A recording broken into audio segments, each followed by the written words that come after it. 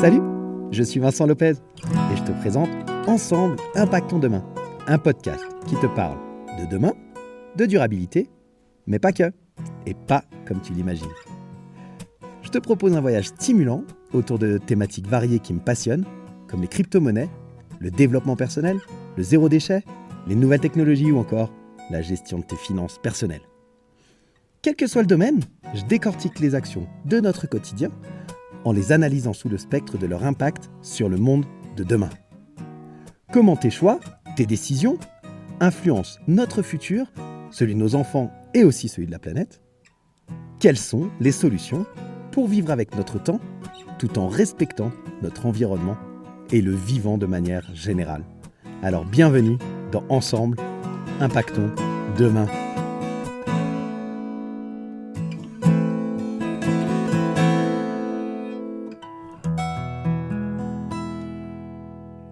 Salut la communauté des curieux intelligents, j'espère que tu vas bien en cette nouvelle semaine. On se retrouve pour l'épisode 17 de Ensemble Impactons Demain. Un épisode qui va être axé sur les transports. Le GIEC nous a parlé pas mal des différentes émissions, des différents domaines avec des émissions de gaz à effet de serre importants. Et le transport est l'activité qui contribue le plus aux émissions de gaz à effet de serre de la France, représentant même en 2019 31% des émissions françaises de gaz à effet de serre. Alors aujourd'hui, je vais te parler de ces gaz à effet de serre, je vais te parler de ces différents modes de transport, et puis on va aller regarder un petit peu plus en détail avec des chiffres à l'appui quels sont les modes de transport qui te permettent de réduire ton empreinte carbone. Alors ce qu'il faut savoir déjà, c'est que depuis 1990, les émissions de gaz à effet de serre des transports de manière générale, ils ont augmenté de 9% en France. Par contre, on a eu quand même en 2020 une baisse historique de 16,3%. Ça en raison de la diminution des déplacements qui était due à la crise sanitaire. Ça avait du bon de ce point de vue-là. En 2021, on a les émissions de gaz à effet de serre des transports qui, eux, augmentent à nouveau et qui s'élèvent à 126 millions de tonnes de CO2, soit environ 30% du total national des émissions de gaz à effet de serre. Donc depuis 1990, les émissions de gaz à effet de serre des transports, elles ont augmenté en moyenne de 1,9%, alors que l'ensemble des autres secteurs, ils présentent une diminution de 30%. Donc voilà, le transport, il y a vraiment quelque chose à faire et c'est pour ça que c'était important pour moi aujourd'hui de te faire un épisode sur le transport. Le transport routier est le principal émetteur de CO2 de l'ensemble du secteur avec quasiment 85% du total, loin devant l'aviation qui, elle, ne représente que 14%. Donc ça déjà, c'est déjà pour casser le cou un petit peu à des choses que l'on entend régulièrement sur l'aviation civile qui pollue énormément, etc. Bien entendu, quand on compare au nombre de personnes et qu'on ramène ça au nombre de personnes, bien sûr que les 14% de l'aviation, ça représente beaucoup plus par personne que les 85% du total routier. Mais tout de même, ça montre aussi qu'il n'y a pas qu'un seul son de cloche à écouter et que l'aviation finalement pollue pollue beaucoup, mais pas autant que ce qu'on pourrait te laisser croire lorsque tu écoutes sans aller regarder les chiffres. Alors, il faut savoir que l'empreinte carbone, elle varie considérablement selon le mode de transport que tu utilises. Et pour aller de l'avant, je te propose quelques chiffres pour chaque mode de transport. Alors, la voiture, il y a un impact carbone d'un déplacement d'une distance d'environ 10 km qui peut aller jusqu'à 2,2 kg d'émissions de CO2. En moyenne, une voiture, elle émet environ 170 grammes de CO2 par kilomètre parcouru. En moyenne. Après, ça va dépendre de ta voiture, ça va dépendre de l'essence que tu mets dedans, essence ou diesel, ça va dépendre de la puissance de la voiture. Ça va également dépendre du nombre de personnes qui sont dans la voiture, parce que bien sûr que si tu es tout seul ou si vous êtes 4, ça divise cette empreinte carbone par le nombre de personnes. Donc voilà, mais c'est pour que tu aies un ordre d'idée des chiffres que je te présente cela. Le train, l'empreinte carbone du train, elle varie en fonction de la catégorie, du train. C'est-à-dire que, par exemple, le TGV va émettre 2,4 grammes de CO2 par kilomètre. L'Intercité, lui, va en émettre 8,9 grammes par kilomètre. Et les TER, eux, émettent quasiment 30 grammes par TER. Donc, même avec 30 grammes par kilomètre pour le TER, on est de loin beaucoup moins polluant qu'une voiture à essence et de manière générale le train est considéré comme le mode de transport le moins polluant avec moins de 1% du bilan global des transports. Et puis l'avion, dont on a parlé, l'impact de l'avion sur le climat c'est environ 200 fois supérieur à celui de la voiture si on le compare par kilomètre parcouru. En moyenne, on dit qu'un vol intérieur en France, par exemple, ça émet environ 200 kg de CO2 par passager. Là où, pour la voiture, on était à 2,2 kg d'émissions pour 10 km. Donc tu vois la différence, on est vraiment beaucoup plus important. Et puis enfin, on a bien entendu tout ce qui est mobilité douce, marche, vélo, etc., qui est le mode de transport le moins émetteur de CO2 avec la marche, le vélo, et ça ne produit pas d'émissions en fait directes. C'est important de noter quand même que tous les chiffres que je viens de te donner, ils varient en fait selon plusieurs facteurs, tels que la distance parcourue, le type de véhicule que tu vas utiliser, l'efficacité aussi énergétique du véhicule.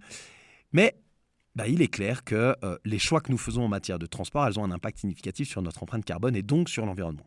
Et donc pour construire un avenir meilleur, c'est assez important de prendre en compte l'impact environnemental de nos choix de transport et de privilégier des modes de transport qui soient moins émetteurs de CO2. Tu peux pour cela favoriser les transports collectifs qui sont de manière générale plus respectueux de l'environnement. Il y en a même maintenant qui sont 100% électriques ou au gaz naturel, qui sont quand même des énergies fossiles pour le gaz naturel, mais divisé par le nombre de personnes qu'il y a dans un bus. Voilà. Donc favoriser les transports collectifs et qui soient plus respectueux de l'environnement. Ça peut aussi inclure des politiques pour encourager l'utilisation des transports en commun, le voiturage, le vélo ou des véhicules électriques ou hybrides qui sont alimentés par une électricité bas carbone. On peut aussi adopter des énergies renouvelables, par exemple comme l'éolien ou le solaire, pour alimenter les transports en commun. On peut repenser toutes les constructions à l'intérieur de la ville. Tu vois, on a parlé dans l'épisode 16 du ZAN. Par exemple, les immeubles peuvent être construits plus près des transports en commun pour encourager l'utilisation des transports en commun. On peut utiliser des technologies existantes pour diviser par deux les émissions de gaz à effet de serre. On peut adopter des politiques qui découragent en fait l'utilisation des voitures individuelles, comme la mise en place de zones de circulation restreintes ou des péages urbains, comme on peut en voir dans certaines villes. On peut aussi réduire la vitesse des véhicules pour diminuer la consommation de carburant et donc les émissions. On peut aussi encourager le développement de l'autopartage, c'est-à-dire pas covoiturage, mais tu vois, une voiture qui n'est pas utilisée par exemple pendant un moment et toi tu en as besoin pendant ce moment-là. Voilà, c'est ce qu'on appellerait l'autopartage. On peut développer les transports en commun, en particulier les trains pour les longues distances, et promouvoir l'utilisation de biocarburants ou de carburants synthétiques pour diminuer cet impact. Mais pour diminuer cet impact, déjà, il faudrait savoir évaluer l'impact actuel de tes déplacements. On peut aussi renforcer la politique de télétravail. Comme je te l'ai dit, la marche, le vélo, les transports en commun ou le covoiturage, c'est des modes de transport durables. D'essayer d'arrêter au maximum de prendre l'avion, d'adopter ce qu'on appelle l'éco-conduite aussi, parce que ça va aussi le faire. Bref, de manière générale, pour réduire ton empreinte carbone dans les transports, il est conseillé de limiter l'utilisation de la voiture, d'adopter des moyens de transport qui soient plus écologiques tels que la marche, le vélo, mais également de prendre des transports en commun ou du covoiturage et évaluer l'impact actuel de tes déplacements et puis d'essayer de mettre en place finalement un plan de mobilité et puis adapter bien ton véhicule à ce dont tu en as besoin. Avoir un gros 4x4 quand on vit en ville, je ne suis pas sûr que ce soit le plus écologique, quoi. Alors pour que tu aies une idée aussi un petit peu d'autres chiffres, parce qu'on a parlé pas mal de chiffres au début, mais je peux te donner aussi d'autres chiffres qui sont ceux en fait qui comparent les différents modes de transport en termes d'empreinte carbone. Alors ces chiffres, je les ai trouvés sur différents sites, je te donnerai dans la description de l'épisode. Il faut les prendre bien sûr avec des pincettes parce qu'ils peuvent varier en fonction de différents facteurs, la distance parcourue, le taux de remplissage de chacun des véhicules, le type de véhicule utilisé, etc. Et donc, c'est pas à prendre au pied de la lettre. Mais j'ai trouvé que c'était assez sympa de voir que la marche ou le vélo, par exemple, il y avait 0 kg d'émissions de CO2 pour un déplacement de 10 km, que le train, c'est moins de 1%, comme je te l'ai dit, du bilan global des transports, que la voiture, elle émet en moyenne 2,2 kg de CO2 pour un déplacement de 10 km avec une voiture à essence, et puis que l'avion, on estime en moyenne à 160 grammes de CO2 par passager par kilomètre. Ça, c'est l'impact moyen que tu peux trouver par exemple sur wearegreen.io, qui est l'empreinte carbone, qui calcule l'empreinte carbone des transports. C'est des chiffres que tu peux retrouver sur ce site-là par exemple. Ou également sur greenly.earth, que je te mets également, et qui compare en fait le bilan carbone de l'avion et de la voiture, et qui est le meilleur élève entre guillemets, tu vois. Donc voilà, c'est des sources qui sont intéressantes. Comme je te l'ai dit, l'important c'est de voir que en fonction de la distance que tu vas parcourir, du taux de remplissage, c'est-à-dire que si l'avion est vide ou s'il est complet, l'impact carbone par passager ne va pas être le même forcément. Et puis bien sûr le type de véhicule utilisé, comme je te le disais tout à l'heure, un 4x4 en ville, lorsque tu n'as pas besoin de polluer énormément, d'avoir une puissance énorme sur ton véhicule, peut-être qu'une petite citadine, qui plus est électrique, serait beaucoup plus idéale. Alors voilà, je t'ai pas mal parlé des différents modes de transport et je t'ai parlé de la voiture électrique et de la voiture à essence. Mais quelle est vraiment la différence entre les deux en termes d'empreinte carbone ? Qu'est-ce qu'il en est si on prend l'entier du cycle de vie du véhicule ? Alors, il faut savoir que l'empreinte carbone d'un véhicule à essence, c'est assez important dès les premières étapes de fabrication jusqu'à la fin de sa vie. Je vais y arriver. En comparaison, un véhicule électrique équivalent, il a une empreinte carbone globalement plus faible. Voilà pourquoi je vais te rentrer dans le détail pour les principales sources d'émissions de gaz à effet de serre pour les deux types de véhicules. On va partir avec le véhicule à essence. La fabrication, de manière générale, le matériel ou les matériaux nécessaires à la fabrication de la voiture à essence, ils émettent une quantité importante de CO2.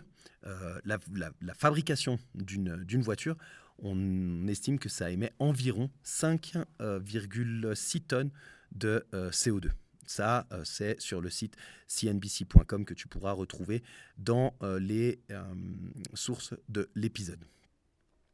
Donc ça, on est à environ 5,6 tonnes de CO2 pour les matériaux, nécessaires à la fabrication de la voiture à essence. Okay ? De manière générale, le transport des pièces détachées, des composants et du véhicule même fini, ça peut également contribuer aux émissions de gaz à effet de serre telles que le CO2.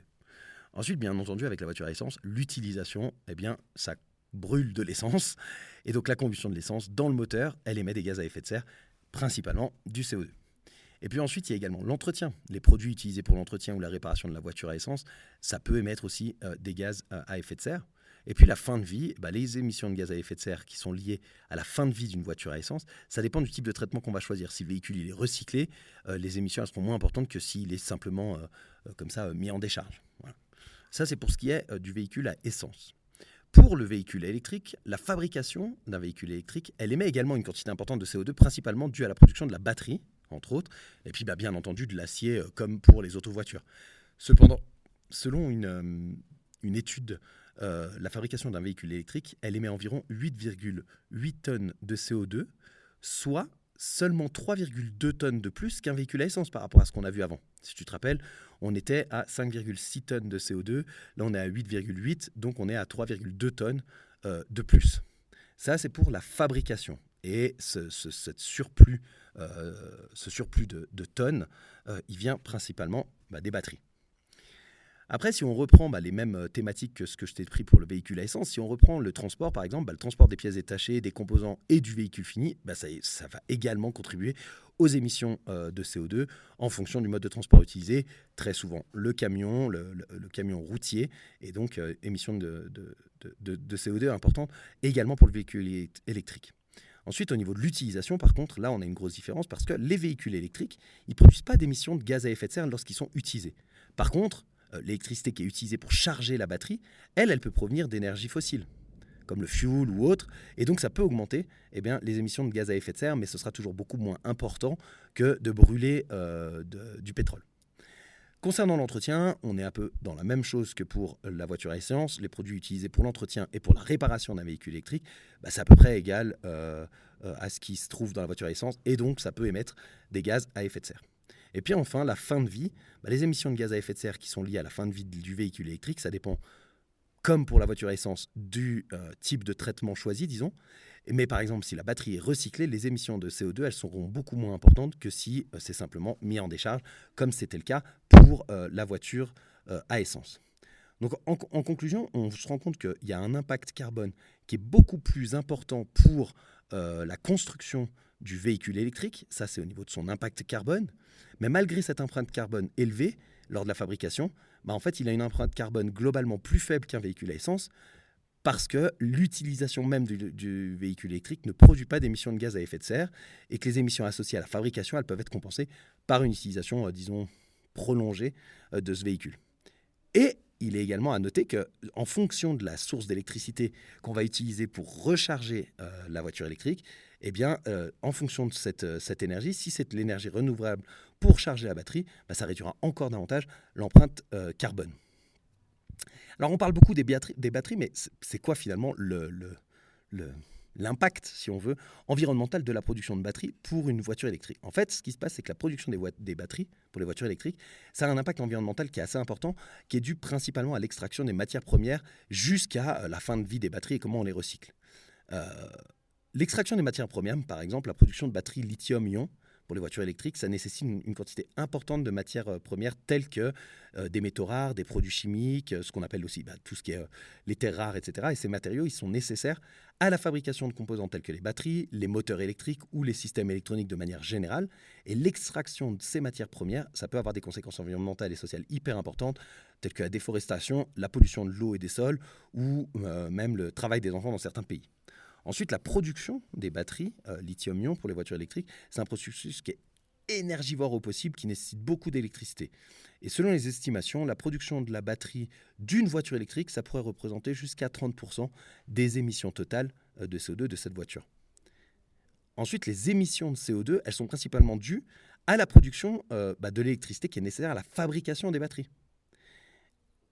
De manière générale, la fin de vie des batteries, si les batteries des voitures électriques, elles ont une durée de vie limitée, généralement on dit entre 5 et 10 ans, en fin de vie, elles doivent être recyclées ou éliminées de manière appropriée. Et le recyclage des batteries, il est hyper important pour récupérer des matériaux précieux qu'elles contiennent, tels que le lithium ou le cobalt.